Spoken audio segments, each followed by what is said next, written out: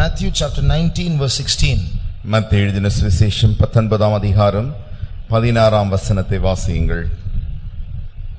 அப்பொழுது ஒருவன் வந்து அவரை நோக்கி, நல்ல போதகரே, நித்திய ஜீவனை அடைவதற்கு நான் என்ன நன்மையை செய்ய வேண்டும் என்று கேட்டான். Next verse. அடுத்த வசனமும் கூட. அதற்கு அவர், நீ என்னை நல்லவன் என்று சொல்வானேன்? தேவன் ஒருவர் தவிர நல்லவன் ஒருவனும் இல்லையே. நீ ஜீவனில் பிரவேசிக்க விரும்பினால் கற்பனைகளை கைக்கொள் என்றார். So this is one verse that people quote to say that Jesus is not God. இயேசு தேவன் அல்ல என்று ஜனங்கள் குறிப்பிட்டு இந்த வசனத்தை காண்பித்து தான் சொல்லுகிறார்கள். So somebody calls Jesus good master and Jesus asks him, why are you calling me good? Only God is good. யாரோ ஒருவன் வந்து அவரை நோக்கி இயேசுவை பார்த்து நல்ல போதகரே என்று அவன் அழைத்தான். அதற்கு இயேசு அவனை நோக்கி, நீ என்னை நல்லவன் என்று ஏன் சொல்வானேன்? தேவன் தவிர நல்லவன் ஒருவனும் இல்லை என்று அவனுக்கு பதில் சொன்னார். So what answer will you give? How will you justify this? So people are saying, so Jesus is trying to say, I am not God. இந்த வசனத்தின் அடிப்படையில் இயேசு தானும் ஒரு தேவன் இல்லை என்று சொல்லுகிறது போல தோன்றுகிறதே. இப்படி ஜனங்கள் வந்து உங்களை கேள்வி கேட்டால் அவர்களுக்கு நீங்கள் எப்படி பதில் சொல்லி இயேசு தேவன்தான் என்று நிரூபிப்பீர்கள்? Only God is good. So why are you calling me good? தேவன் ஒருவர், அப்படி இருக்க தேவன் ஒருவர் மாத்திரமே நல்லவர். அப்படி இருக்க ஏன் நீ என்னை நல்லவன் என்று சொல்வானேன் என்று சொல்லுகிறார். So can anyone give an answer? இதற்கு யாராகில் பதில் சொல்ல முடியுமா? I'll give you a clue. Is there any place in the Bible where Jesus himself calls himself good? இயேசு தம்மை தாமே நல்லவர் என்று வேதத்தில் எங்கேயாகிலும் சொன்ன பகுதி உங்களுக்கு தெரியுமா?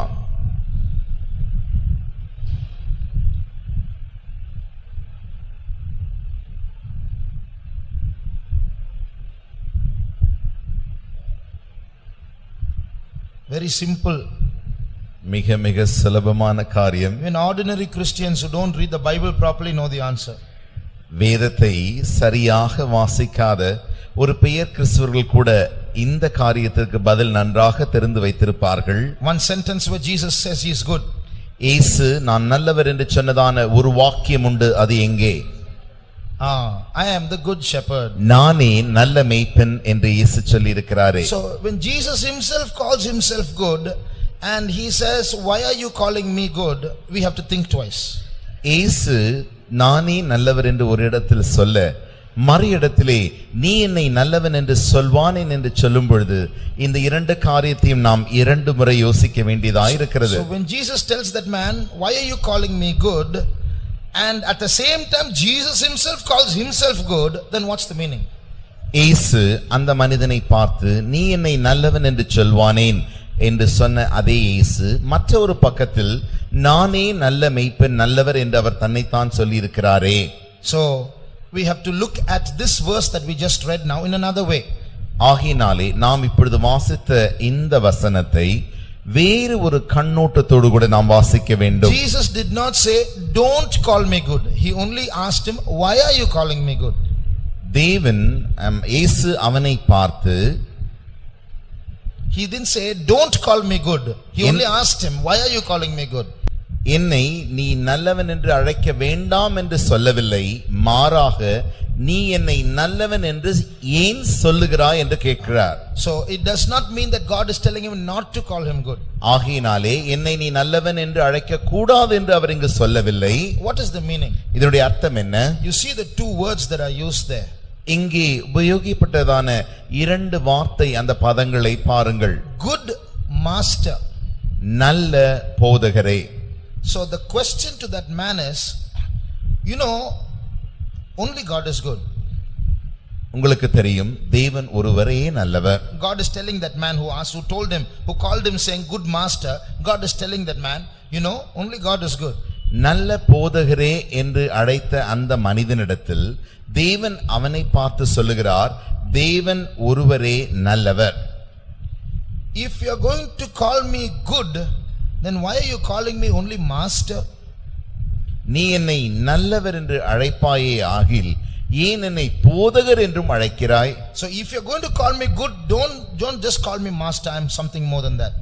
நீ என்னை நல்லவர் என்று அழைப்பாயே ஆகில் அதோடு கூட நிறுத்தி விடாதே, அதற்கு மேலான ஒரு பகுதியாகவும் நான் இருக்கிறேன். I'm something more than that. அதை காட்டிலும் அதிகமாக மிகவும் மேலானவனாய் நான் இருக்கிறேன். So I am God. நான் தேவன். But if you're not going to agree with that and you're going to only keep me at the level of a master, don't use the word good then.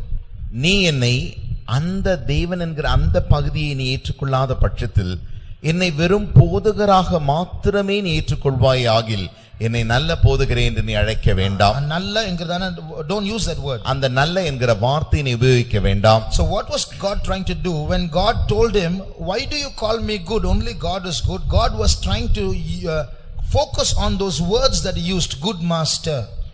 தேவன் அந்த இடத்திலே தேவனை தவிர நல்லவன் ஒருவனும் இல்லையே என்று அவனை பார்த்து சொன்னதின் அர்த்தம், அவன் தேவன் நல்லவராய் இருக்கிறார், ஆனால் அந்த நல்ல God was trying to highlight him on that word good master. அந்த நல்ல போதகரே என்கிறதான வார்த்தையை அவனுக்கு எடுத்து விளக்கி தரும்படியாகவே தேவன் அவனுக்கு அப்படி பதில் சொன்னார். God was trying to tell him that those words don't go together. அந்த இரண்டு வார்த்தைகளும் ஒன்றோடொன்று சேர்ந்து போகிறதில்லை என்பதையே அவனுக்கு வெளிப்படுத்த விரும்பினார். If you're going to use the word good for me, then realize I'm not just master, I am God. நீ நல்லவர் என்று என்னை நினைப்பாயே ஆகில் ஒரு காரியத்தில் நினைவில் வைத்துக்கொள், நான் போதகர் மாத்திரமல்ல, நான் தேவனுமாயிருக்கிறேன். If you're not going to admit that and you're going to say no I'm only going to keep you as a level of a master, then don't use the word good. நீ அதை ஏற்றுக்கொள்ளாத பட்சத்தில் என்னை போதகராக மாத்திரமே வைக்க விரும்புவாயே ஆகில் என்னை போதகர் என்று அழைப்பாயே தவிர நல்ல போதகர் என்று நீ அழைக்க வேண்டாம். So God is not denying deity there. ஆகினாலே தேவன் அந்த காரியத்தை அவர் மறுக்கிறதில்லை. He is not denying deity. Deity means he is not saying that he is not God. தான் தேவன் இல்லை என்பதை அவர் அங்கு மறுக்கிறதில்லை. In fact, he is trying to establish the fact that he is God there. அங்கே தானும் தேவன் என்பதை நிரூபிக்கவே அவனோடு கூட அவர் விரும்பினார். Okay, we'll now move to the message. இப்பொழுது நாம் செய்திக்கு போகலாம். Revelation chapter 14, read verses 3 and 4. வெளிப்படுத்தின விசேஷம் 14ஆம் அதிகாரம் 3ஆம் 4ஆம் வசனத்திற்கு நம்முடைய வேதத்தை திருப்புவோமாக. அவர்கள் சிங்காசனத்திற்கு முன்பாகவும் 4 ஜீவன்களுக்கு முன்பாகவும் மூப்பர்களுக்கு முன்பாகவும் புது பாட்டை பாடினார்கள். அந்த பாட்டு பூமியிலிருந்து மீட்டுக் கொள்ளப்பட்ட 144,000 பேராய் அல்லாமல் வேறொருவரும் கற்றுக்கொள்ள கூடாதிருந்தது. ஸ்திரீகளால் தங்களை கரைப்படுத்தாதவர்கள் இவர்களே. And I heard the voice of harpers harping with harps. அது எங்க இருக்கு? இரண்டாவது வசனம். நான் கேட்ட சத்தம் சுரமண்டலக்காரர் தங்கள் சுரமண்டலங்களை வாசிக்கிற ஓசையை போல் இருந்தது. So that is verse 2. 2 and 3, sorry. 14ஆம் அதிகாரம் 2ஆம் 3ஆம் வசனத்தை வாசியுங்கள். Now I want to say some things about music. இப்பொழுது நான் இசையை குறித்து சில காரியங்களை உங்களுக்கு சொல்ல விரும்புகிறேன். I'm not giving you a music class. we are going to learn some spiritual lessons from music. நான் இசை குறித்ததான ஒரு பாடத்தை உங்களுக்கு சொல்லி தர போகிறதில்லை. மாறாக இசைக்கு பின்பாக ஆவிக்குரிய பாடங்கள் உண்டே, அதை குறித்து நான் உங்களோடு கூட சொல்ல போகிறேன்.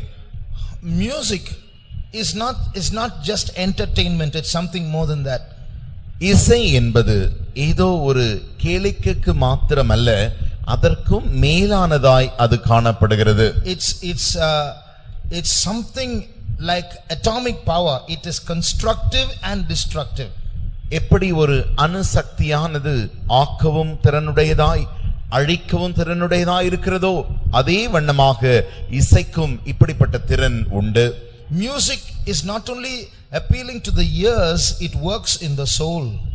இந்த இசையானது ஏதோ காதுக்கு இனிமையாக கேட்கிறது மாத்திரமல்ல, அது ஆத்துமாவையும் ஈர்க்கக்கூடியதாக இருக்கிறது. Music has the power to change your emotions. இசையானது உங்களுடைய எழுச்சிகளை மாற்றக்கூடிய வல்லமை உடையதாக இருக்கிறது. It can make you happy. அது உங்களை சந்தோஷமாக்க கூடும். It can make you sad. அது உங்களை துக்கமாகவும் ஆக்க கூடும். It can make you carnal. அது உங்களை மாம்சீகமாய் மாற்றவும் கூடும். It can make you rebellious and angry. கோபமாகவும் எதிர்ப்புள்ளவர்களாகவும் கூட அந்த இசையானது உங்களை மாற்ற கூடும். It can stir up suicidal feelings within you. உனக்குள்ளாக தற்கொலையின் எண்ணங்களையும் அந்த இசையானது உருவாக்க கூடும். There are people who have listened to certain songs and ended their lives. குறிப்பிட்ட சில பாடல்களை கேட்ட ஒரு குறிப்பிட்ட மக்கள் உண்டு. அவர்கள் தங்களுடைய வாழ்க்கையை முடித்துக் கொண்டார்கள். You go to some rock shows, when they'll listen to those rock songs, they will cut themselves with blade. The listeners will cut themselves with blades. சில மிக சத்தம் நிறைந்ததான இசைகள் உண்டு. அந்த ராக் இசைகளுக்கு நீங்கள் போவீர்களே ஆகில் அங்கே கேட்கிறவர்கள் தங்களை பிளேடினாலே கத்தினாலே பீறிக்கொண்டும் அப்படி மாள்கிறார்கள். People have done research on music by playing music in front of plants. இசையிலே மிக ஆராய்ச்சி செய்தவர்கள் ஏன் தாவரங்களுக்கு முன்பாகவும் இசைகளை வாசிக்க தொடங்கினார்கள். And they have observed that music like rock music can destroy plants quickly, and good music like orchestral music can make plants grow quickly. அவர்கள் கண்டுபிடிப்பு என்னவென்றால், இந்த ராக் மியூசிக் என்கிறதான இசையை நீங்கள் சில தாவரங்களுக்கு முன்பாக வாசிக்கும் பொழுது அந்த தாவரங்கள் உடனடியாக செத்து விடுகின்றன. ஏன் சில உடனடியாக அல்ல, குயிக்லி, சீக்கிரமாக செத்து விடுகின்றன. சில இசைகள் உண்டு, அந்த ஆர்கெஸ்ட்ரல் மியூசிக் என்கிறதான அந்த இசையை நீங்கள் அந்த குழுவின் இசையை வாசிக்கும் பொழுது சில தாவரங்கள் நன்றாக வளரவும் ஆரம்பிக்கின்றன. Many youngsters who listen to rock music become rebellious in the house. Their minds go blank, they become violent, they even become demon possessed. இந்த ராக் இசையை கேட்கிறதான சில வாலிபர்கள் தன்னுடைய வீட்டிலும் மற்ற எல்லாருக்கும் கீழ்ப்படியாதவர்களாகவும் மிக எதிர்க்கிறவர்களாகவும் ஏன் மிக தர்க்கம் நிறைந்தவர்களாகவும் மாறி தங்களுடைய வாழ்க்கையை அப்படி முடித்துக் கொள்வர்களாய் மாறி விடுகிறார்கள். On the good side also, in the Bible also we see music used as a tool, as a spiritual tool. நல்ல பகுதியில் நாம் பார்க்கும் பொழுது வேதத்திலும் கூட இசையானது ஒரு ஆவிக்குரிய கருவியாக உபயோகிக்கப்பட்டிருக்கின்றன. In the Bible we see an occasion where a prophet asks for a minstrel, for a player on a harp to come, and the player keeps playing, and then suddenly this man starts prophesying. ஒரு வேதத்தில் நாம் வாசிக்கிறோம், ஒரு தீர்க்கதரிசி இருந்தான். அவன் சுரமண்டலக்காரரை வர வைத்து அவர்களை வாசிக்க செய்யும் பொழுது அப்படி வாசிக்க அவனுக்குள் தேவனுடைய ஆவியானவர் இறங்கினார் என்பதை நாம் வாசிக்கிறோம். And he starts prophesying. அவன் உடனடியாக தீர்க்கதரிசனம் சொல்ல ஆரம்பிக்கிறான். We know how David played the harp and drove out the evil spirit from Saul. எப்படி தாவீது சுரமண்டலத்தை வாசித்து அதன் மூலமாக சவுலுக்குள் இருக்கிறதான பொல்லாத ஆவி அவனை விட்டு நீங்கும்படி செய்தானோ. So good healthy music can bring God's presence down, and bad music can bring the devil inside also. நல்ல ஆரோக்கியமான இசைகள் தேவனுடைய சமூகத்தை இறக்கக்கூடியதா இருக்கிறது. கெட்ட இசைகளோ பிசாசுகளை கொண்டு வரக்கூடியதா இருக்கிறது. If you see in the angelic period, in the period of the angels, there was a lot of music. தூதர்களின் காலம் என்கிற ஒரு காலம் உண்டு. அந்த காலத்தில் அவர்களும் இசைகள் உடையவர்களாய் இருந்தார்கள். The Bible says angels did not have to play music, it was fitted in them. வேதம் சொல்லுகிறது தூதர்கள் ஏதோ இசைக்கருவிகள் எடுத்து வாசிக்க வேண்டிய அவசியமில்லை. அந்த இசைக்கருவிகள் யாவும் அவர்களுக்குள்ளே பொருத்தப்பட்டிருந்தன. In Ezekiel chapter 28, எசேக்கியேல் 28ஆம் அதிகாரம் 13, நீ தேவனுடைய தோட்டமாகிய ஏதேனில் இருந்தவன், பத்மராகம், புஷ்பராகம், வைரம், படிகப்பச்சை, கோமேதகம், யஸ்பி, இந்திரநீலம், மரகதம், மாணிக்கம் முதலான சகலவித ரத்தினங்களும் பொன்னும் உன்னை மூடிக்கொண்டிருக்கிறது. நீ சிருஷ்டிக்கப்பட்ட நாளில் உன் மேல வாத்தியங்களும் உன் நாகசுரங்களும் உன்னிடத்தில் ஆயத்தப்பட்டிருந்தது. ஆயத்தமா இருந்தது. So it was prepared in you, it's written. அது உன்னிடத்தில் ஆயத்தப்பட்டிருந்தது. So that music was part of the angels. It's not a separate instrument for them to take and play like we take and play. எப்படி நாம் எடுத்து இப்படி ஒரு இசைக்கருவியை வாசிக்கிறோமோ அப்படி தூதர்கள் எடுத்து வாசிக்க வேண்டிய அவசியமில்லை. ஏனென்றால் அவர்களுக்குள்ள இசைக்கருவிகள் பொருத்தப்பட்டு ஆயத்தமாய் இருந்தது. Music is outside of us, but singing is inside us. இசையானது நமக்கு வெளியரங்கமாய் இருக்கிறது, ஆனால் பாடுகிற அந்த காரியமோ நமக்குள் இருக்கிறது. For the angels, music and singing was inside. ஆனால் தூதர்களுக்கோ அந்த பாடுகிறதும் இசையும் அவர்களுக்குள்ளே இருந்தது. So they'll have to just walk or fly or flap their wings and you'll have music. அவர்கள் நடந்தால் போதும், ஏன் பறந்தால் போதும், அவருடைய சிறகுகள் விரித்தால் அடித்தால் போதும், இசை நன்றாக வெளியே வரும். So now move from the angelic period to the Old Testament period in the Bible. இப்பொழுது அந்த தூதர்களின் காலத்திலிருந்து பழைய ஏற்பாட்டு காலத்திற்கு நாம் வரும்பொழுது, in the Old Testament also there was a lot of stress and focus on music. பழைய ஏற்பாட்டு காலத்திலும் இசைக்கு மிக அதிகமான கவனம் செலுத்தப்பட்டிருந்தது. Some priests were ordained to play music. சில ஆசாரியர்கள் இசைக்கும்படியாகவே அவர்கள் ஏற்படுத்தப்பட்டிருந்தார்கள். Read 1 Chronicles chapter 25. ஒன்று நாளாகமம் 25ஆம் அதிகாரத்திலே and read verse 6. 6ஆம் வசனம். இவர்கள் அனைவரும் ராஜாவுடைய கட்டளை பிரமாணமாய் கர்த்தருடைய ஆலயத்தில் தாளங்கள், தம்புருக்கள், சுரமண்டலங்களாகிய கீதவாத்தியம் வாசிக்க தேவனுடைய ஆலயத்தின் ஊழியமாக அவரவர் தங்கள் தங்கள் தகப்பன்மாராகிய ஆசாப், எதுத்தூன், ஏமான் என்பவர்கள் வசத்தில் இருந்தார்கள். Read verse 1 also. 1ஆம் வசனமும் கூட. மேலும் சுரமண்டலங்களாலும் தம்புருகளாலும் கைத்தாளங்களாலும் தீர்க்க தரிசனம் சொல்லுகிற ஆசாப், ஏமான், எதுதூன் என்பவர்களின் குமாரரின் சிலரை தாவீதும் தேவாலய சேனைகளின் பிரபுக்களும் ஊழியத்திற்கு பிரித்து வைத்தார்கள். So here we see some Levites and sons of Aaron are separated for music, connecting music with spirituality. சிலர் இந்த லேவியரும் ஆசாப், ஏமான், எதுத்தூன் என்பவர்களின் குமாரர் சிலரை தேவனுடைய ஆலயத்திலே இப்படி ஊழியத்திற்கென்று பிரித்து வைத்திருந்தார்கள். So in the Old Testament you see music. ஆகையினாலே பழைய ஏற்பாட்டு காலத்திலும் நாம் இசைகளை பார்க்கிறோம். When you come to the New Testament, புதிய ஏற்பாட்டு காலத்திற்கு நாம் வரும்பொழுது mention is made about songs. Jesus sang a hymn. St. Paul says we must encourage one another in psalms and hymns and spiritual songs, but you don't see music in the New Testament. பரிசுத்த பவுல் ஒருவர் சங்கீதங்களினாலும் கீர்த்தனங்களினாலும் நீங்கள் தேவனை மகிமைப்படுத்துங்கள், ஆர்ப்பரியுங்கள் என்றெல்லாம் சொல்லியிருக்கிறார். It's not that you should not play music in the New Testament, but it kind of takes a second place. ஆனால் இசையை நீங்கள் வாசிக்க கூடாது என்று சொல்லவில்லை, அதற்கு முக்கியத்துவம் தரவில்லை, அது இரண்டாவது படியிலே தான் காணப்பட வேண்டும். Why? ஏன்? Because God wants to focus not on the music but on the heart. தேவன் தன்னுடைய முழு கவனத்தையும் அந்த இசைக்கருவியின் மேல் அல்ல, உங்களுடைய இருதயத்தின் மேலே வைக்க விரும்புகிறார். God's ears listen not to just sounds and voices and melody. He listens to the heart. தேவனுடைய அந்த செவிகளானவைகள் இந்த இசைக்கருவிகளின் சத்தத்திற்கு அல்ல, அது உங்களுடைய இருதயத்திலிருந்து வருகிறதான அந்த சத்தத்தை கவனமாக கேட்கக்கூடியதா இருக்கிறது. So if I can play very beautiful music and my heart is not in it, then in God's sight it's not worth listening to. நான் மிக மிக அழகாக இசைக்கருவி நன்றாக வாசித்து இந்த இருதயமோ அவரை நோக்கி பாடாமல் இருக்குமே ஆகில் தேவனுடைய செவிகள் அதை கேட்க அவ்வளவு கவனமாக இருக்கிறதில்லை. At the same time, if I don't have a sweet voice or ability to play music, but my heart is able to worship God, that's sweet to Him. அதே சமயத்தில் எனக்கு நன்றாக பாட முடியாது, இசைக்கருவியை நன்றாக வாசிக்க முடியாது என்று இருந்தாலும் கூட இந்த இருதயத்திலிருந்து வருகிறதான அந்த இசையை தேவன் மிக கவனமாய் கேட்கிறார். So in the New Testament, music is subdued. ஆகையினாலே புதிய ஏற்பாட்டு காலத்தில் இசையானது கீழாக அமைத்து வைக்கப்படுகிறது. But when we go to eternity, you see music once again there. ஆனால் நீங்கள் நித்தியத்திற்கு போன பிறகு மறுபடியுமாக இசையை நீங்கள் காண போகிறீர்கள். We just read that, isn't it? I heard harpers harping with their harps. சுரமண்டலத்தை கொண்டு வாசிக்கிறதான சுரமண்டலக்காரரின் சத்தத்தை நீங்கள் கேட்பீர்கள் என்று நாம் இப்பொழுது வாசித்தோமே. So there's a lot of music in heaven. There was a lot of music before us and even in the angelic period. ஆகையினாலே ஏன் தூதர்களின் காலத்திலும் இசை உண்டாயிருந்தது, பழைய ஏற்பாட்டு காலத்திலும் உண்டாயிருந்தது, வருகிற நித்தியத்திலும் இசைகள் உண்டாயிருக்க போகிறது. So New Testament, what is very important is our heart. ஆகையினாலே புதிய ஏற்பாட்டு காலத்திலே மிக மிக முக்கியமான காரியம் என்னவென்றால் நம்முடைய இருதயமா இருக்கிறது. So as a musician, even when I play, I should focus not on the notes I play, but my heart should be in connection with Jesus.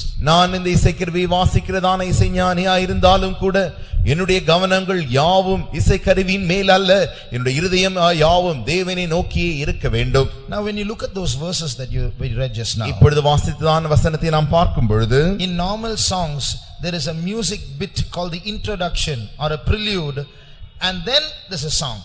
ஒரு சாதாரணமாக ஒரு பாட்டை எடுத்துக்கொண்டால் அந்த பாட்டை நாம் பாடுவதற்கு முன்பாக ப்ரீலூட் என்கிறதான அந்த முன்பாக ஒரு சில இசையை வாசிப்பார்கள்.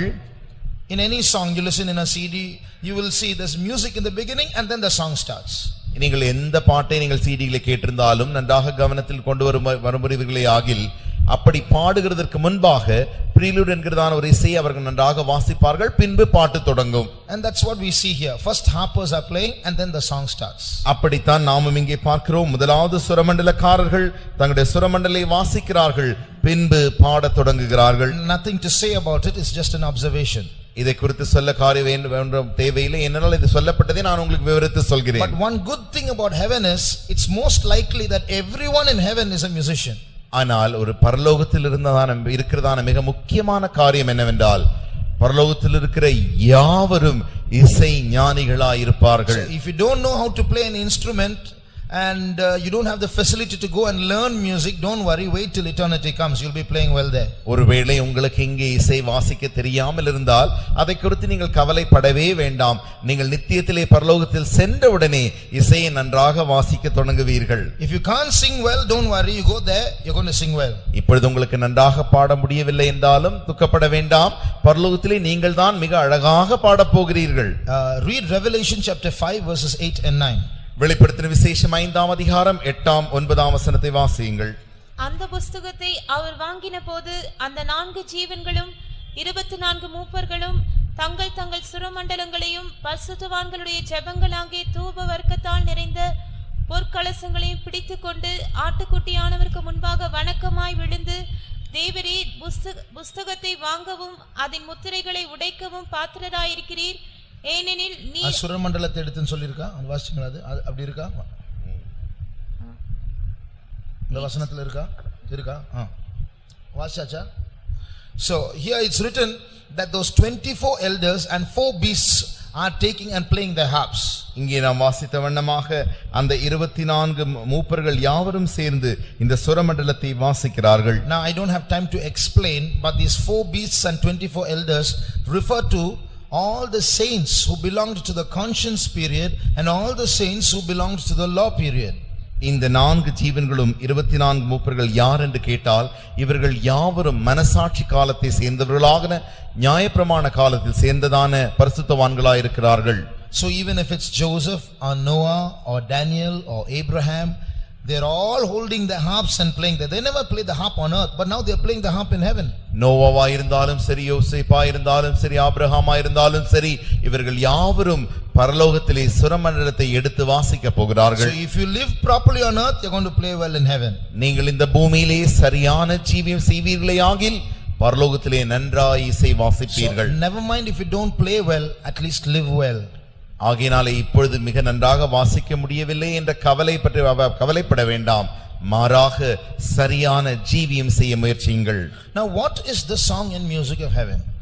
பரலோகத்தில் இருக்கிறதான அந்த இசை இருக்கிறதே, அந்த இசையின் பாட்டு என்ன? There is no practice there.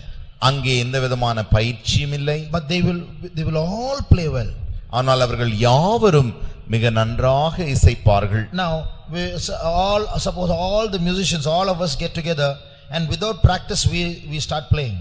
இப்பொழுது உதாரணமாக இங்கு வாசிக்கிறதான இசை வாசிக்கிற யாவரும் ஒன்றாக சேர்ந்து பயிற்சி இல்லாமல் திடீரென்று வாசிக்க துவங்கினால், we all know how to play well. எங்களுக்கு நன்றாக எப்படி வாசிக்க வேண்டும் என்று நன்றாக தெரிந்திருந்தாலும் கூட, I'll tell you, play this song. இந்த பாட்டை இப்பொழுது வாசிங்கள் என்று நான் சொல்லி விடுகிறேன். Each other we have 10 instruments, 10 beautiful players. இப்பொழுது நமக்கு 10 இசை கருவிகள் உண்டு, மிகவும் 10 நன்றாக வாசிக்க கூடியவர்கள். In the Psalms there's one verse, make a joyful noise unto the Lord. That's what will happen. சங்கீதத்தில் ஒரு வசனம் உண்டு, கர்த்தருக்கு மிக சந்தோஷமான சத்தத்தையோட ஆர்ப்பரியுங்கள், அந்த சத்தம் தான் உண்டாகும். So we'll be enjoying making a joyful noise unto the Lord and we'll take the life of all those who listen. இங்கே ஆர்ப்பரிப்பின் சத்தத்தை நாங்கள் வாசிக்க ஆரம்பிப்போம், மற்ற கேட்கிறவர்களுக்கு தான் தெரியும் அந்த சத்தம். இல்ல அவங்க உயிரை வாங்கிட்டு இருப்போம் நம்ம. அவங்க So we will have joy, they will lose their joy. நமக்கு இங்கு சந்தோஷம் உண்டாகும், ஆனால் அவர்களோ தங்களுடைய சந்தோஷத்தை இழந்து போவார்கள். But if you go to heaven, it's beautiful and organized. ஆனால் நீங்கள் பரலோகத்திற்கு போவீர்களே ஆகில் அது மிகவும் கிரமமாகவும் ஒழுங்கானதாகவும் அழகுள்ளதாயும் இருக்கும். So what is the secret? ஆகினாலே அந்த ரகசியம் என்ன? It's the life that we live on earth that becomes the song and music of heaven. இந்த பூமியிலே நாம் எப்படிப்பட்ட ஜீவியத்தை செய்கிறோமோ அந்த ஜீவியம் தான் பரலோகத்திலே ஸ்பாட்டாக மாறிவிடுகிறது. So the way we live becomes the song and music, my song and my music in heaven. ஆகையினால் தான் எப்படிப்பட்டதான ஜீவியத்தை நான் இங்கே செய்கிறேனோ அந்த ஜீவியமானது பரலோகத்திலே என்னுடைய பாட்டாக என்னுடைய இசையாக அது மாறி So விடுகிறது. it's very important that we follow the footsteps of Jesus. ஆகையினாலே இயேசுவின் அடிச்சுவடுகளை நாம் மிக மிக கவனமாக பின்பற்ற வேண்டும். See, everything that we do here affects eternity. நாம் இங்கே என்ன எல்லாம் செய்கிறோமோ அவை யாவும் நித்தியத்தை தாக்கக்கூடியதா இருக்கிறது. If we do something wrong here, then it becomes a bad note in eternity.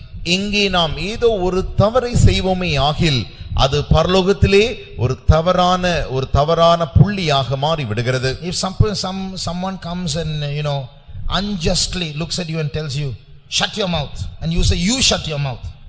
யாரோ ஒருவர் வந்து அநீதியாக அவரே உன்னை பார்த்து அநியாயமாக உன் வாயை மூடு என்று சொல்லிவிட்டால் உடனடியாக நீயும் அவரை பார்த்து உன் வாயை மூடு என்று நீ சொன்ன மாத்திரத்திலே that becomes a bad note in our music. அதுதான் நம்முடைய அந்த இசையிலே ஒரு தவறான ஒரு இசையாக மாறி விடுகிறது. So when you go to heaven, பரலோகத்திற்கு நீங்கள் போன மாத்திரத்தில் that bad note before you go to heaven has to be cleansed and set right and rectified or edited while on earth. ஆகையினாலே நாம் பரலோகத்திற்கு போவதற்கு முன்பதாகவே இந்த தவறான இசை என்கிற ஒரு பதம் ஏற்கனவே இருக்கிறதே அது இங்கே இருந்து பரலோகத்தில் இருக்கிற அந்த தவறான இசையை அது அழிக்க வேண்டும் அல்லது மாற்ற வேண்டும். Look at Jesus. இயேசுவை பாருங்கள். Every movement, every word, every thought, every action was beautiful. அவருடைய ஒவ்வொரு செய்கையும் அவருடைய ஒவ்வொரு அசைவும் அவருடைய ஒவ்வொரு வார்த்தையும் எவ்வளவு அழகுள்ளதா இருந்தது. When he was reviled, he reviled not again. அவர்கள் கடிந்து கொண்ட பொழுது அவர்களை அவர் மறுபடியும் கடிந்து கொள்ளவில்லை. When he suffered, he did not threaten. அவர்களை அவர் கஷ்டப்படுத்தின பொழுது பாடுபடுத்தின பொழுது அவர்களை அவர் சபிக்கவில்லை. So normally when someone shouts at us or we are being embarrassed in public, if we keep quiet, it's something shameful, isn't it? உதாரணமாக சொல்ல போனால் யாராகிலும் நம்மை ஒரு பொது கூட்டத்திலோ மற்றவர்களுக்கு முன்பாக நம்மை வெட்கமாக அவமானமாக பேசிவிட்டாலோ நிறுத்திவிட்டாலோ நாம் அமைதியாக இருப்பது என்பது மிக மிக ஒரு வெட்கமான காரியம் அல்லவா? So if someone shouts at us and it's embarrassing, our tendency is to at least say something back, just to say I also know to talk, or what you said is wrong, what I said is right, or next time don't do this, or I'll shut your mouth. Something, there will be some kind of a communication. ஒருவர் யாராகிலும் மற்றவர்களுக்கு முன்பாக வெளியரங்கமாய் நம்மை தவறாக கடிந்து கொண்டாலோ அல்லது வெட்கப்படும்படியாக ஏதோ சொல்லிவிட்டாலோ உடனடியாக நான் தான் சரி, எனக்கும் பேச தெரியும், உனக்கு மட்டுமாக தெரியும் என்றெல்லாம் வெளிப்படுத்துவதற்காக நாம் ஏதோ ஒரு காரியத்தை மறுபடியும் அவர்களுக்கு முன்பாக கத்தி சொல்லிவிடுகிறோம். Because when you keep silent like Jesus, you tend to be a loser, you look defeated. நீங்கள் அந்த இடத்திலே அமைதியாக இயேசுவை போல் இருந்து விட்டால் நீங்கள் தான் அங்கே தோற்று போனவர்களாக மற்றவர்களுக்கு முன்பாக தோன்றப்படுவீர்கள். But we must not forget that story is not over with that. இந்த கதை இதோடு கூட முடிந்து விடவில்லை என்பதை நாம் மறந்து போக கூடாது. That so called defeated situation, when we humble ourselves and keep quiet, becomes a note in eternity. It's carried over. That incident is carried over to eternity and becomes a note there. இங்கே நாம் இப்படிப்பட்டதான வெட்கத்துக்குரிய இடத்திலே தள்ளப்பட்டு அமைதலாக தோற்கடிக்கப்பட்டவர்களைப் போல நம்மை ஒத்துக்கொள்கிற அந்த சம்பவத்திலே உடனடியாக அந்த சம்பவம் பரலோகத்திலே ஒரு நல்ல இசையாக மாறி விடுகிறது. So how we live is very important. ஆகையினாலே நாம் எவ்வாறு ஜீவிக்கிறோம் என்பது மிக மிக முக்கியமாயிருக்கிறது. Now turn to Psalm 87 and read verse 7. சங்கீதம் 87 அதிகாரம் 7 வசனத்திற்கு நம்முடைய வேதத்தை திருப்புவோமாக. எங்கள் ஊற்றுகள் எல்லாம் உன்னில் இருக்கிறது என்று பாடுவாரும் ஆடுவாரும் ஏகமாய் சொல்லுவார்கள். In Tamil it's written, the singers and the dancers will say. In English it's written, the singers and the musicians will say. தமிழிலே அங்கே பாடுவாரும் ஆடுவாரும் என்று சங்கீதம் 87:7 சொல்லப்பட்டிருக்கிறது. ஆனால் ஆங்கிலத்திலே அங்கே பாடுவாரும் இசைப்போரும் என்று சொல்லப்பட்டிருக்கிறது. So I want to focus on that word called unitedly in Tamil. ஏகமாய் என்று தமிழிலே ஒரு வார்த்தை சொல்லப்பட்டிருக்கிறதே, அதிலே உங்களுடைய கவனத்தை நீங்கள் திருப்பும்படி நான் விரும்புகிறேன். In music, unity is very essential. இசை வாசிக்கும் பொழுது ஒன்றாய் ஏகமாய் செய்ய வேண்டும் என்கிறதான அந்த காரியம் மிக மிக முக்கியமான ஒரு காரியமாய் இருக்கிறது. If that cooperation of unity is not there, as I told you before, it will just become noise which no one can stand. அந்த ஏகம் என்கிறதான அந்த காரியம், அந்த ஒன்று என்கிறதான அந்த காரியம் இசைக்கிற இவர்களுடைய மத்தியில் இல்லாத பட்சத்தில், நான் ஏற்கனவே சொன்னது போல இந்த இசையானது மற்றவர்கள் கேட்கக்கூடாத சத்தமாக மாறிவிடுகிறது. In the family unit, ஒரு குடும்பத்தை நீங்கள் எடுத்துக்கொண்டால், in the church, சபை எடுத்துக்கொண்டால், we all have roles to play, we have parts to play. நாம் யாவருக்கும் நாம் செய்ய வேண்டியதான ஒரு பகுதி, ஒரு உரிமை உண்டு. That which we play there and that role or that part that we have there is very important, because that's also carried over as music in heaven. நாம் செய்ய வேண்டியதான அந்த பகுதி, நாம் செய்ய வேண்டியதான அந்த கடமையின் காரியமானது மிக மிக முக்கியமாய் இருக்கிறது. ஏனென்றால் அதுவும் கூட பரலோகத்தில் ஒரு இசையாய் அனுப்பப்படுகிறது. So unity is very important. ஆகையினாலே ஐக்கியம், ஏகம் என்கிறதான காரியம் மிக முக்கியமாய் இருக்கிறது. About this unity, I want to say a few things.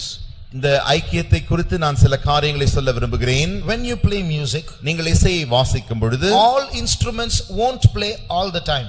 எல்லா இசை கருவிகளும் எல்லாரோடும் கூட சேர்ந்து எப்பொழுதும் வாசிக்கப்படுகிறது இல்லை. If Brother Pradeep was playing his saxophone throughout the song, and we are all playing throughout the song all the time, some of you will get up and walk out. உதாரணமாக சகோதரர் பிரதீப் அவர்கள் தங்களுடைய அந்த ட்ரம்பட்டை எடுத்து எப்பொழுதும் வாசித்துக் கொண்டு அந்த பாட்டு முழு பாட்டிற்கும் நாங்களும் எங்களுடைய இசைக்கருவிகளை முழு பாட்டிற்கும் வாசிப்போமே ஆகில் நீங்கள் எல்லாம் இங்கிருந்து எழுந்து போய்விடுவீர்கள். There are some times when you should play, when you should not play. நீங்கள் சில வாசிக்க வேண்டிய சில பகுதிகள் அந்த பாட்டில் உண்டு.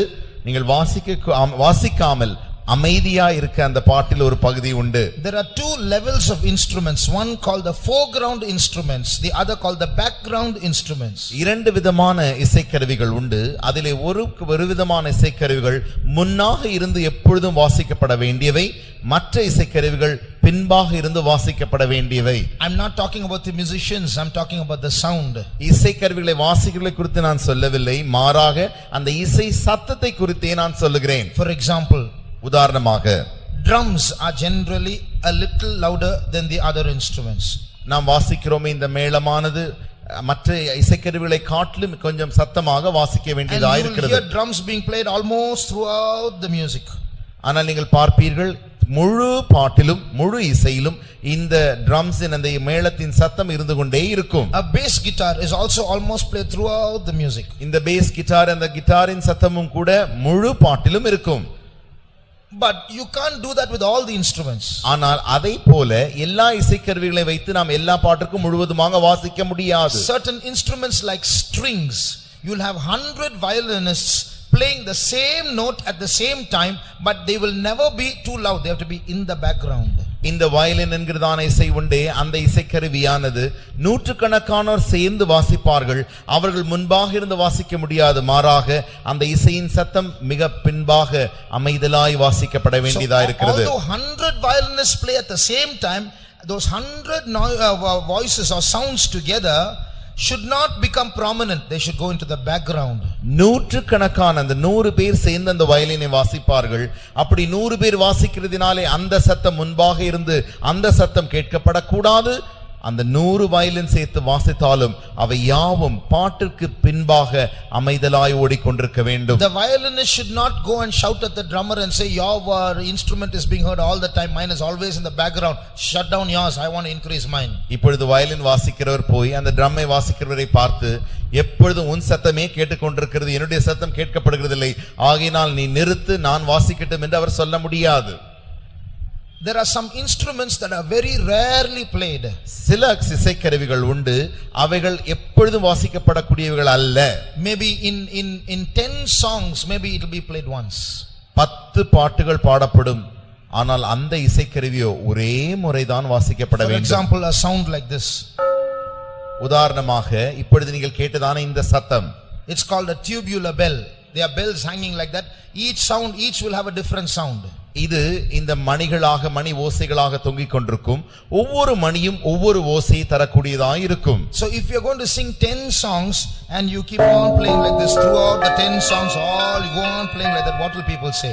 நீங்கள் 10 பாட்டை பாடும் பொழுது அந்த 10 பாட்டிற்கும் இது முழுவதுமாக இந்த மணி ஓசையை தொடர்ந்து அடித்துக்கொண்டே இருந்தால் கேட்கிற ஜனம் என்ன சொல்லும்? At the same time, if there's a solemn, sober song, a slow song, and at the end of the song you hear a soft note like this, அதே சமயத்தில் மிக ஒரு நல்ல ஒரு பாட்டுண்டு, அமைதலான பாட்டு, அது மிகவும் மெதுவாக பாடக்கூடிய பாட்டு.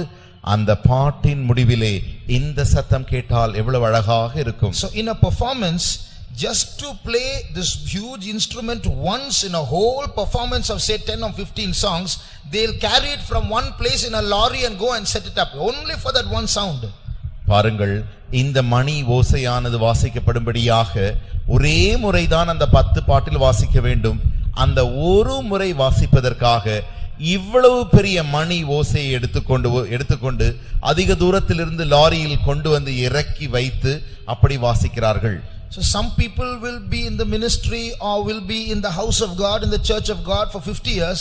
Some people will be there for only 50 days. சில ஊழியக்காரர்கள் தேவனுடைய வீட்டிலே, தேவனுடைய ஊழியத்திலே 50 ஆண்டு காலமாய் ஊழியம் செய்வார்கள். சில தேவனுடைய ஊழியக்காரர்கள் தேவனுடைய வீட்டிலே 50 நாளே ஊழியம் செய்திருப்பார்கள். See Jesus. இயேசுவை பாருங்கள். Instead of being here till 33 years, you could have been here till 63 years, isn't it? அவர் 33 ஆண்டு காலம் இருந்ததற்கு மாறாக 63 ஆண்டு காலம் இருந்திருக்கலாமே. You could have done a little more work, isn't it? அதை காட்டிலும் இன்னும் அதிகமான வேலைகளை செய்திருக்கலாம் அல்லவா? But that's not God's method. அது அல்ல தேவனுடைய வழி. When he finished his work, he was taken up. அவருடைய வேலையை அவர் செய்து முடித்தவுடன் அவர் எடுக்கப்பட்டார். So some people's lives are short and sweet like this music note. இந்த கேட்டதான இந்த மணி ஓசையை போல சிலருடைய ஜீவியமானது மிகவும் குறுகியதாகவும் ஆனால் மிக மிக அழகுள்ளதாகவும் இருக்கிறது. I was very interested in music in my young days. என்னுடைய வாலிப நாட்களில் இசையிலே நான் மிக மிக அதிகமான ஆர்வம் உடையவனாய் இருந்தேன். I don't listen these days, very little. இந்த நாட்களிலே நான் அவ்வளவு இசைகளை கேட்கிறதே இல்லை. நான் கேட்பது மிக சொற்பமானதாய் இருக்கிறது. But those days I used to listen to the music very keenly.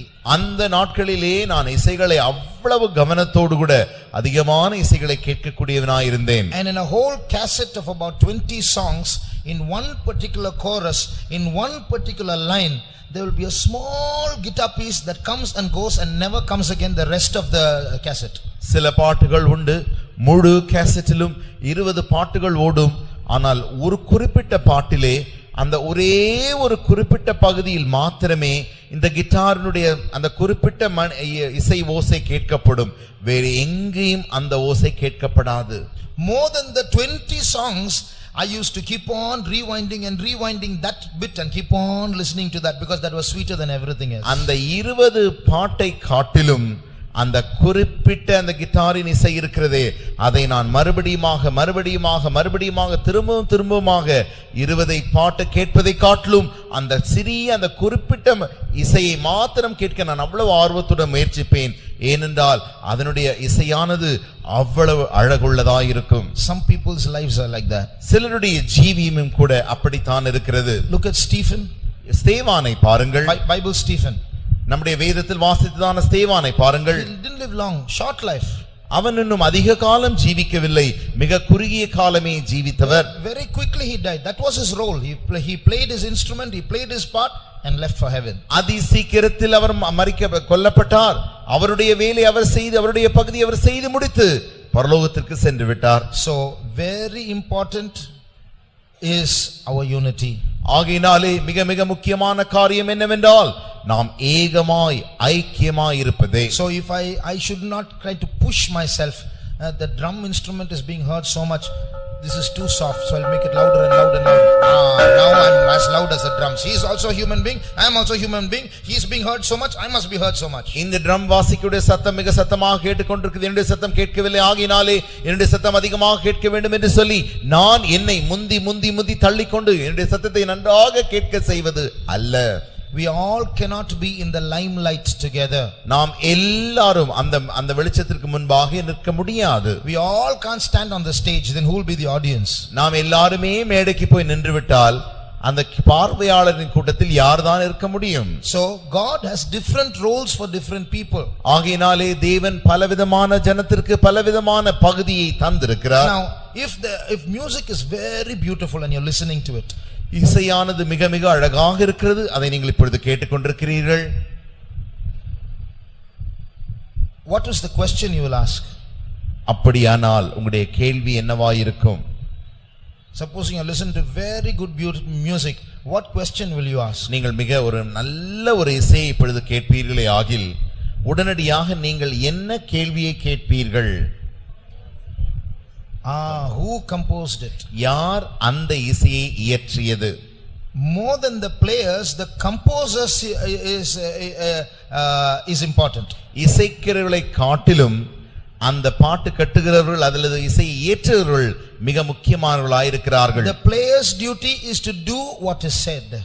இந்த இசைக்கிறவருடைய பகுதி என்னவென்றால் என்ன சொல்லப்படுகிறதோ அதற்கு ஏற்ற வண்ணமாக இசைப்பதே. But the composer says what to do. ஆனால் இயற்றுகிறவர் கட்டுகிறவர் என்ன சொல்லுவார் என்றால் என்ன செய்ய வேண்டும் என்று அவர்தான் சொல்லுவார். In life itself, God is the music director, the composer. ஜீவியத்திலேயே நம்முடைய வாழ்க்கையிலும் தேவனே இசைக்கு ஞானியா இசை இயற்றுகிறவராய் அவரே கட்டுகிறவராய் இருக்கிறார். We have to obey him and play our roles. நாம் அவருக்கு கீழ்ப்படிந்து நம்முடைய பகுதியை நாம் செய்ய வேண்டும். So when he asks us to stand back, we have to stand back. நீ பின்பாக நில் என்று அவர் சொல்லுவாரேயாகில் நாம் பின்பாக நிற்க வேண்டும். If he asks one person to be exposed 10 hours and then asks you to be exposed 2 minutes, you have to come there for 2 minutes and walk out. That's our role. அவர் ஒரு மனிதரை பார்த்து நீ 10 மணி நேரம் எல்லாருக்கும் முன்பாக நில் என்று சொல்லுவார்.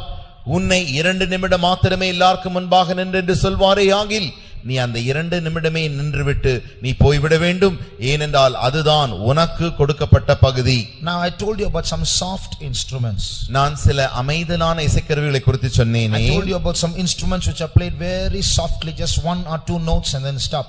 நான் சொன்னேனே சில இசைக்கருவிகள் உண்டு, அவைகள் 1 அல்லது 2 முறையே வாசித்து நிறுத்தப்படுகின்றன என்று சொன்னேனே. I told you about hundreds of violins being played in the background. ஏற்கனவே நூற்றுக்கணக்கான அந்த வயலின்களை சேர்ந்து வாசிக்கிறவர்கள் பின்னாக அந்த பாட்டிற்கு பின்பாக வாசிக்கிறாள் என்று சொன்னேனே. These are very important, although they are inconspicuous. அவர்களை மற்றவர்கள் பார்க்க கூடாதபடிக்கு அப்படி அவர்கள் இருந்தாலும் கூட அந்த இசைகளும் மிக மிக முக்கியமானதாயிருக்கின்றன. How do we know? எப்படி தெரியும்?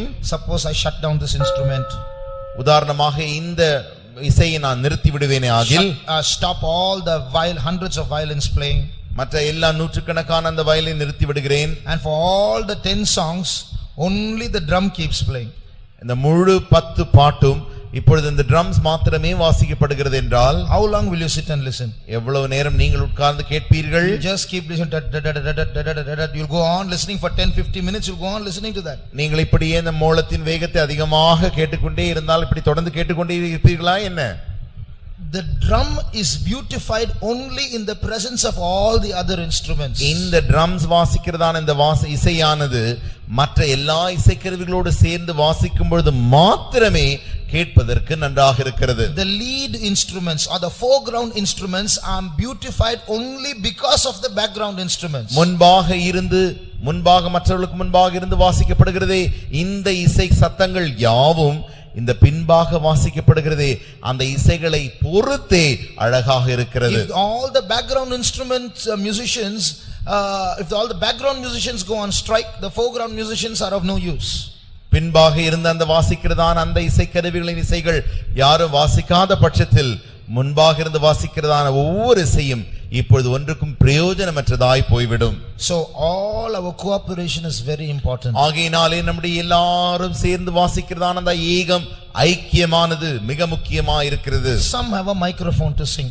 சிலருக்கு பாடுவதற்கு மைக் வைத்திருக்கிறார்கள். Supposing Pastor Manasseh brought 150 microphones and gave each one of us one sing, all sing. உதாரணமாக பாஸ்டர் மனாசே அவர்கள் இங்க இருக்கிறதான எல்லாருக்கும் 150 மைக்கை வாங்கி எல்லார் கையிலும் ஒரு மைக்கை தந்து எல்லாரும் சேர்ந்து பாடுங்கள் என்று சொன்னால் என்ன நடக்கும்? Mostly after some time you will see a police van coming and standing here. கொஞ்ச நேரத்துக்கு பின்பாக உடனடியாக நாம் பார்க்க வேண்டியது யார் என்று கேட்டால் போலீஸ்காரர்கள் வந்து நம்முடைய வாசலில் நிற்பார்கள். So that's not possible. There's no beauty there. அப்படி செய்யவும் முடியாது, அது சாத்தியமும் அல்ல, அங்கே அழகும் இருக்காது. In our roles we have to be very cooperative. ஆகையினாலே நமக்கு கொடுக்கப்பட்டதான அந்த பகுதிகள் யாவிலும் நாம் மிக மிக ஏகமாய் ஐக்கியமாய் இருக்க வேண்டும். I heard of a young girl. ஒரு சின்ன பெண்ணை குறித்து நான் கேள்விப்பட்டேன். She was in her early 20s. அவள் தன்னுடைய 20ஆம் வயதின் தொடக்கத்தில் இருந்தாள். One specialty, she was such a godly girl that if she comes and sits in a meeting, the whole church will be on fire. Whoever the pastor is. அவளுக்கு இருந்த பெரிய அழகை பாருங்கள். சபை யார் இருந்தாலும் சரி, சபையில எந்த பாஸ்டர் இருந்தாலும் சரி, அவள் வந்து உட்கார்ந்து விட்டால் போதும் முழு சபையும் அக்கினியாய் மாறிவிடும். No matter who the pastor is. யார் அந்த இடத்தை நடத்துகிற பாஸ்டர் இருக்கிறாரோ அதை பத்தி ஒரு கவனம் இல்லை. Her name is Helen something, I don't remember the full name. அந்த சிறுமியின் பெயர் தான் ஹெலன் என்று நினைக்கிறேன்.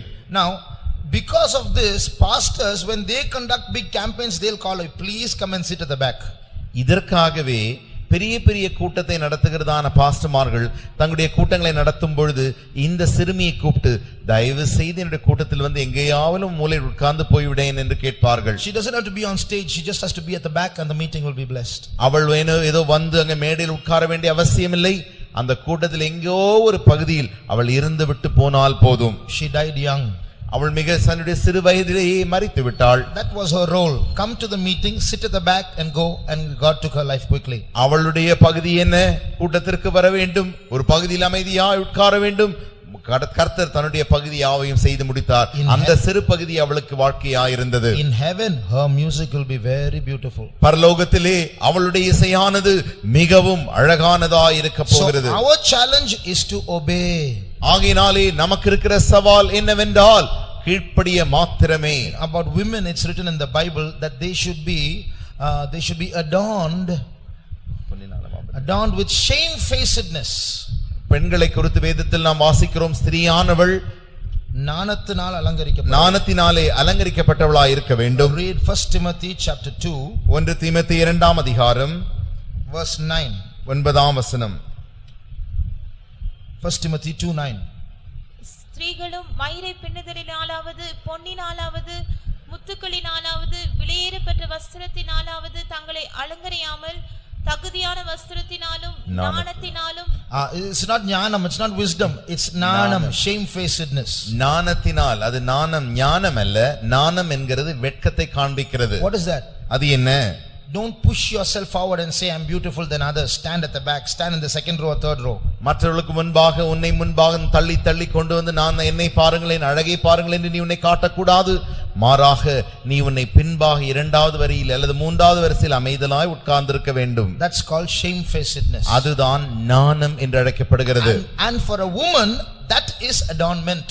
ஸ்திரீக்கு அதுவே அலங்கரிப்பாய் இருக்கிறது. So that is what God expects. அதுதான் தேவன் எதிர்பார்க்கிற காரியம். So we must play our roles properly. ஆகையினாலே நமக்கு கொடுக்கப்பட்ட பகுதிகளை நாம் சரியாக செய்ய வேண்டும். One more point. இன்னும் ஒரு காரியம். Now go back to Psalm 87 and read verse 7.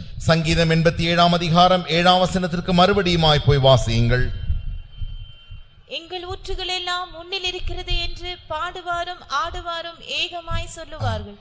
What's written there? என்ன எழுதப்பட்டிருக்கிறது? The singers who are there and the musicians who are there, அங்கே இருக்கிறதான பாடுவாரும் இசைப்போரும், they all play so beautifully that a question arises. Who composed this music? Who directed this music? Who conducted this music? அவர்கள் யாவரும் மிக அழகாக வாசித்தபடினாலே கேட்கிறவர்கள் எல்லாரும் சேர்ந்து யார் இந்த இசையை இயற்றியது, யார் இந்த பாட்டை கட்டினது, யார் இதை நடத்தி இவர்களுக்கு பயிற்சி தந்தது என்று கேட்கிறார்கள்.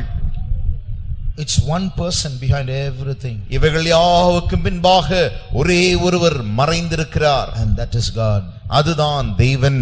In heaven, no matter how beautiful the musicians are, God gets all the glory. பரலோகத்திலே எவ்வளவு இசைக்கருவிகள் திறனுடையவர்கள் இசைஞானிகள் என்று அல்ல முக்கிய பொருள், தேவனுக்கே சகல மகிமையும் அடைவதாக. So if you go to heaven and ask any musician, how is it that you play so well, what will they say? நீங்கள் பரலோகத்திலே போய் ஒரு இசை வாசிக்கிறவரை பார்த்து இவ்வளவு அழகாக வாசிக்கிறீர்களே, யார் இதை கட்டியது, எப்படி செய்கிறீர்கள் என்று கேட்டால் அவர்கள் என்ன சொல்லுவார்கள்? I practiced for 25 years. 25 ஆண்டு காலம் நான் பயிற்சி எடுத்தேன். I used to go to music class regularly. நான் மிக வழக்கமாக என்னுடைய இசை பாடங்களுக்கு ஒழுங்காக செல்வேன். You will never hear that. அது அப்படி நீங்கள் ஒரு காலம் கேட்க போகிறதில்லை. The only reply is, it's not me, it's Christ. All my springs are in him. நீங்கள் கேட்கிறதான ஒரே ஒரு பதில் என்னவென்றால், இது நான் அல்ல, எங்களுடைய ஊற்றுகள் எல்லாம் அவரிலே இருக்கிறது. If you go to the bride of Jesus Christ, நீங்கள் இயேசு கிறிஸ்துவின் மணவாட்டியிடத்திலே போய், she is beautiful there. அவள் மிகவும் அழகுள்ளவளாய் இருக்கிறாள். Those who are the others in heaven go to that bride and ask her, how did you manage to get here? பரலோகத்தில் இருக்கிற மற்ற யாவரும் அவளிடத்திலே போய், எப்படி இவ்வளவு அழகினை அடைந்தாய் என்று அவளை கேட்கும் பொழுது, she won't say, I prayed, I stood on my knees, I took so much of fasting, and I was a member of this church, and I was very zealous for God, and not that. அவள் போய் அங்க அப்படி சொல்ல போகிறதில்லை, நான் இந்த சபையில் அங்கத்தினராய் இருந்தேன், இவ்வளவு மணி நேரம் ஜெபித்தேன், இவ்வளவு மணி நேரம் நான் உபவாசித்தேன், இப்படி எல்லாம் நான் செய்தேன் என்று அவள் அங்கே சொல்ல போகிறதில்லை. You ask the bride, how did you get here? She will point to her husband. He is the reason for my being here. அவளிடத்திலே போய், நீ எப்படி இங்கே வந்தாய் என்று அவளை நீங்கள் கேட்பீர்களே ஆகில், அவள் தன்னுடைய கரத்தை தன்னுடைய நாயகனை நோக்கி, இவர்தான் என்னை இங்கே கொண்டு வரும்படி செய்தார் என்று அவரை பார்த்து அவள் சொல்லுவாள். It's true, there's a lot of beauty in me. எனக்குள்ளே நல்ல அழகு, அநேக அழகுகள் உள்ளது என்பது உண்மைதான். The cause and the reason for all the beauty is my bridegroom. இந்த அழகின் யாவற்றிற்கு ஊற்றுகளும் காரணம் யாவும் என்னுடைய நாயகரிலே இருக்கிறது. If there's any good thing as a spring coming out of me, those springs are in him. இந்த காரியமாகிலும் எனக்குள்ளே இருந்து நன்மையாக ஊற்றுகளாய் வருமேயாகில், என்னுடைய ஊற்றுகள் யாவும் அவருக்குள் இருந்துதான் வருகிறது. So we all should give God all the glory in all things.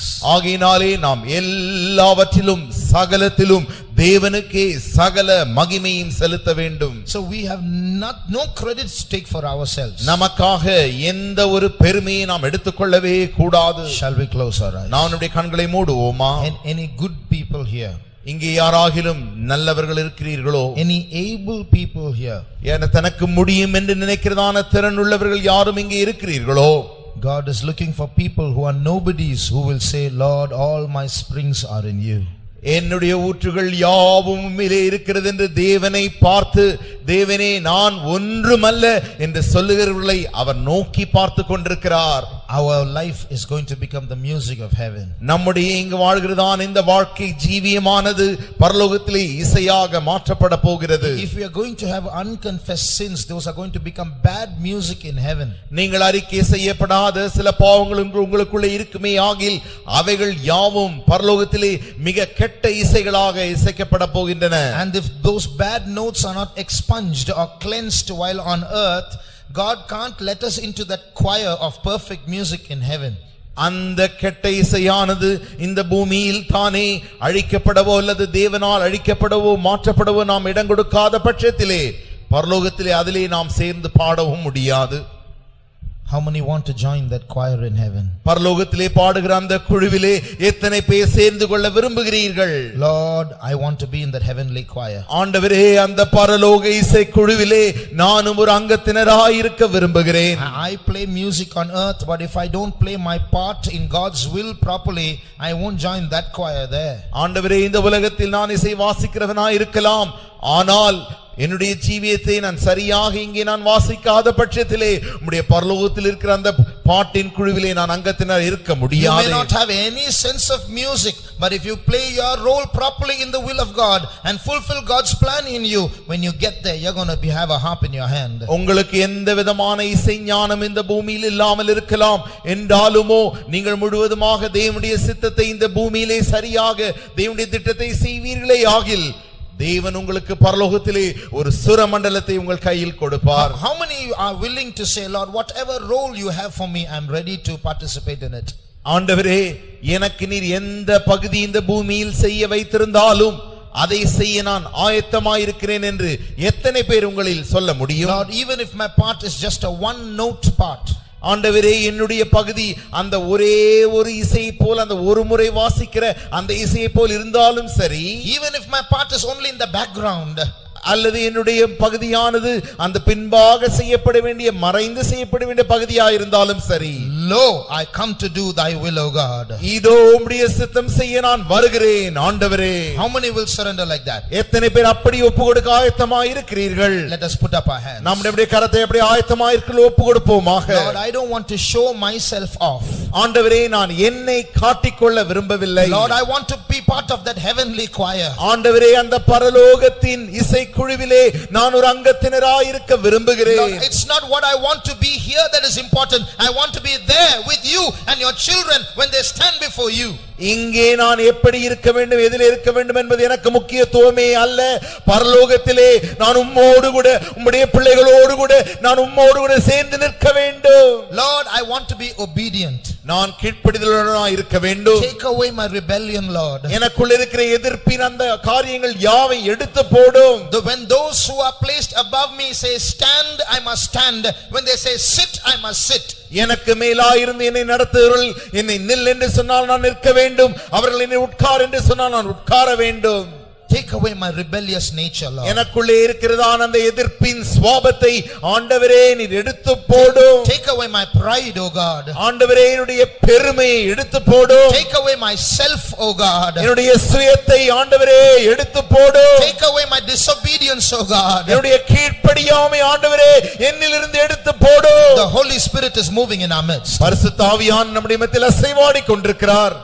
Put down your hands one moment. இப்பொழுது உங்களுடைய கரத்தை கீழே போடுங்கள். All those who say I have a rebellious nature in me, put up your hands. யாரெல்லாம் இப்பொழுது சொல்லுகிறீர்கள் எனக்குள்ளே எதிர்க்கிற சுபாவம் உண்டு என்று சொல்லுகிறீர்களோ நீங்களுடைய கரத்தை உயர்த்துங்கள். I back answer my parents. என்னுடைய பெற்றோருக்கு நான் திரும்ப எதிர்த்து பேசுவேன். I back answer my teachers. என்னுடைய ஆசிரியர்களை நான் எதிர்த்து பேசுவேன். If someone comes and asks me something, I immediately rebel. யாராகிலும் வந்து என்னிடத்தில் ஏதாகிலும் கேட்டால் அவர்களுக்கு நான் எதிரடியாய் பதில் சொல்லுவேன். Or those who say I have proud, I like to push myself forward, I like to be in the limelight always, put up your hands. இப்பொழுது யாரெல்லாம் சொல்லுகிறீர்கள் எனக்குள்ளே பெருமை இருக்கிறது, எப்பொழுதும் என்னை காட்டிக்கொள்ளவே, மற்றவர்களை என்னை காணும்படியாகவே நான் என்னை விரும்பி என்னை முந்தி முந்தி காட்டி தள்ளுவேன் என்று ஒத்துக்கொள்ளுகிறவர்கள் இப்படி உங்களுடைய கரத்தை உயர்த்துங்கள். Put up your hands. Now we are making a confession by lifting up our hands. நம்முடைய கரத்தை உயர்த்தின வண்ணமாகவே நாம் இப்பொழுது ஒரு அறிக்கை செய்கிறோம். Let's put down our hands. இப்படி நம்ம கரத்தை கீழே போடுவோம். Now the Holy Spirit is going to move in our midst. இப்பொழுது பரிசுத்த ஆவியானவர் நம்முடைய மத்தியில் அசைவாட போகிறார். Today now we are bad musicians. இன்றைக்கு இப்பொழுது நாம் அநேகர் கெட்ட இசைஞானிகளாய் இருக்கிறோம். We are playing wrong notes all the time. எப்பொழுதுமே தவறான இசையை வாசித்துக் கொண்டிருக்கிறோம். But now the Holy Spirit is going to correct us. ஆனால் இப்பொழுதோ பரிசுத்த ஆவியானவர் நம்மை சரி செய்ய போகிறார். Let us surrender to our music director. நம்முடைய இசை அந்த இயக்குனருக்கு நாம் நம்மை கீழ்ப்படித்து ஒப்பு கொடுப்போமாக. When we surrender to him now, இப்பொழுது நாம் அவருக்கு ஒப்பு கொடுப்போமே ஆகில் he is going to move in our spirit. அவர் நம்முடைய ஆவியில் அவர் அசைவாட He போகிறார். is going to move in our soul. அவர் நம்முடைய ஆத்மாவில் அசைவாட He போகிறார். is going to take away that disobedience. நமக்குள் இருக்கிற அந்த கீழ்ப்படியாமை எடுக்க போகிறார். He is going to fill us with that humble obedient spirit. அந்த தாழ்ந்த கீழ்ப்படிதலுள்ள ஆவியை நமக்கு தர போகிறார். Now surrender to the Spirit of God. தேவனுடைய ஆவிக்கு நாம் ஒப்பு கொடுப்போமாக. God, the Holy Spirit is moving in our midst. ஆண்டவரே பரிசுத்த ஆவியானவர் நம்முடைய மத்தியில் அசைவாடிக் கொண்டிருக்கிறார். When we surrender to God, the Holy Spirit, பரிசுத்த ஆவியாகிய தேவனுக்கு நாம் நம்மை ஒப்பு கொடுக்கும் பொழுது he will change our spirit. அவர் நம்முடைய ஆவியை மாற்றுவார். Surrender to him now. அவருக்கு நாம் ஒப்பு கொடுப்போமாக. When the Spirit of God moves in you, yield to him. பரிசுத்த ஆவியானவர் உனக்குள்ளே அசைவாடும் பொழுது அவருக்கு நீ அப்படியே ஒப்பு கொடுப்பாயாக. ஆண்டவரே, தாழ்த்துகிறோம் அப்பா. எங்களுடைய முரட்டு குணத்தை நீர் மாற்ற வேண்டும். எங்களுடைய கீழ்ப்படியாமை நீர் மாற்ற வேண்டும். எங்களுடைய சுயத்தை பெருமை நீர் மாற்ற வேண்டும். ஆவியானவரே, எங்கள் மத்தியில் அசைவாடும் ஆண்டவரே. எங்களுடைய துர்க்குணங்கள் எல்லாவற்றையும் நீர் மாற்றும் ஆண்டவரே. உம்முடைய பிள்ளைகளை நீர் உருவாக்க வேண்டும் ஆண்டவரே. கீழ்ப்படிதல் உள்ள ஆவியை தாரும் ஆண்டவரே. அந்த பரலோகத்தில் இருக்கிற அந்த இசைக்குழுவை நாங்கள் சேர விரும்புகிறோம், சமர்ப்பிக்கிறோம் ஆண்டவரே. உம்முடைய வல்லமையை எங்கள் மத்தியில் ஊற்றும் ஆண்டவரே. ஆவியின் பலத்தை தாரும். ஷபங்கரமானிய மங்கரபானிய மந்துரே. Thank you Lord. We praise you Jesus. Jesus. Thank you, Lord. We praise you, we praise you, we praise you, we praise you, we praise you. Thank you, Jesus. We thank you, Jesus. ஆவியானவரே அசைவாடும், எங்களுடைய உள்ளங்களில் அசைவாடும், எங்களுடைய ஆவியில் அசைவாடும், எங்களுடைய கீழ்ப்படியாமை மாற்றும் ஆண்டவரே, எங்களுடைய பெருமைகளை மாற்றும் ஆண்டவரே, கீழ்ப்படியுள்ள பிள்ளைகளாய் மாற்றும். இடமங்கர பௌஷபங்கலபானிய மந்துரே. Thank you, Jesus. We praise you, we praise you, we praise you, we praise. Thank you, Jesus. We praise you, Lord. Riyamankaramani antulia kora bakalabani amankature.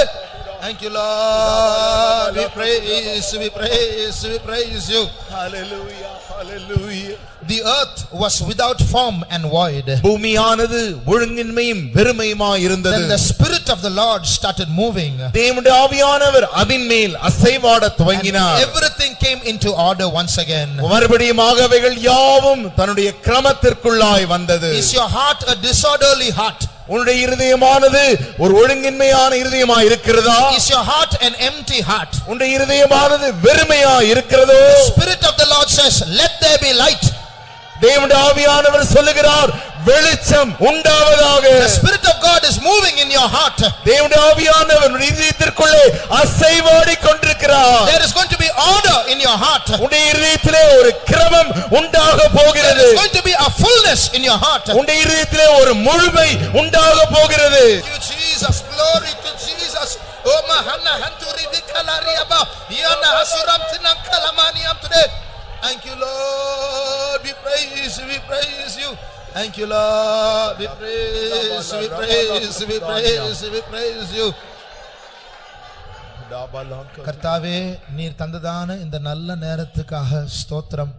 நீர்தான் எங்களுடைய மியூசிக் டைரக்டர். உலகத்தில் ஜனங்கள் அவர்களுடைய இஷ்டத்தின்படி என் வாழ்க்கை, என்னுடைய உடம்பு, என்னுடைய இஷ்டம், என்னுடைய வாழ்க்கையில் யாரும் தலையிடக்கூடாது என்று சொல்லிக் கொண்டு இருக்கும்போது நாங்கள் உம்முடைய சித்தத்தை செய்ய வருகிறோம் ஆண்டவரே. நாங்கள் முற்றிலுமாய் சமர்ப்பிக்கிறோம்.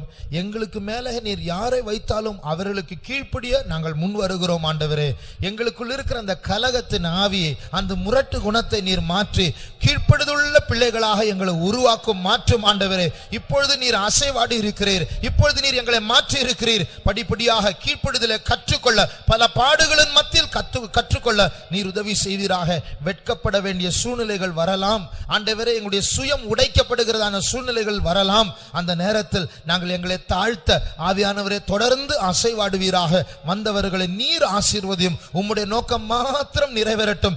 எப்படி ஆயினும் அந்த பரலோகத்தில் இருக்கிற அந்த இசைக்குழுவில் நாங்களும் ஒருவராக இருந்து ஆண்டவரே அந்த சுரமண்டலங்களை வாசித்து இயேசுவே உம்மை நாங்கள் தொழுதுகொள்ள நாங்கள் விரும்புகிறோம் ஆண்டவரே. இதற்காக எங்களை ஆயத்தப்படுத்தும். இயேசுவின் நாமத்தில் வேண்டிக் கொள்கிறோம் பிதாவே, ஆமென்.